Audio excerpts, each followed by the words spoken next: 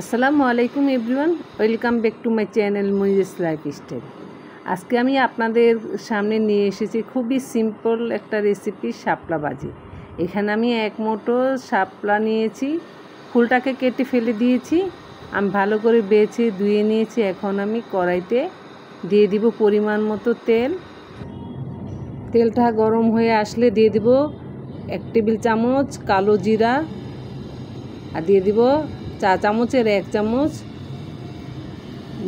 আস্ত জিরে, আর দিয়ে দিব 4-5টা শুকনো মরিচ, আর দিয়ে দিব টেবিল চামচের 1 চামচ রসুন কুচি, আর দিয়ে দিব স্বাদ মতো লবণ। দিয়ে একটু ভেজে নিব উপকরণগুলো, কালার আসা পর্যন্ত আমি ভেজে নিব। এই তো আমার কালারটা এসে গেছে। এখন আমি শাপলাটাকে দিয়ে দিব। আমি শাপলাটাকে ভালো করে বেছে ধুয়ে পরিষ্কার করে নিয়েছি। কড়াইতে দিয়ে দিলাম সব শাপলাগুলো, দিয়ে আমি ঢাকনাটা একটু ঢেকে দিব। এই তো 1 মিনিটের মতো আমি ঢাকনাটা ঢেকে রান্নাটা করব।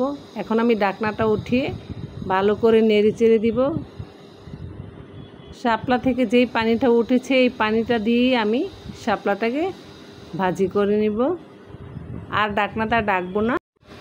এই তো আমার 5 থেকে 6 মিনিট লাগবে শাপলাটা ভাজি হতে। শাপলা থেকে যতটুকু পানি উঠেছে সবটুকু পানি আমি শুকিয়ে নিলেই শাপলা ভাজিটা হয়ে যাবে। পানিটা আমার শুকিয়ে গেছে, শাপলা ভাজিটা হয়ে গেছে। আল্লাহ হাফেজ।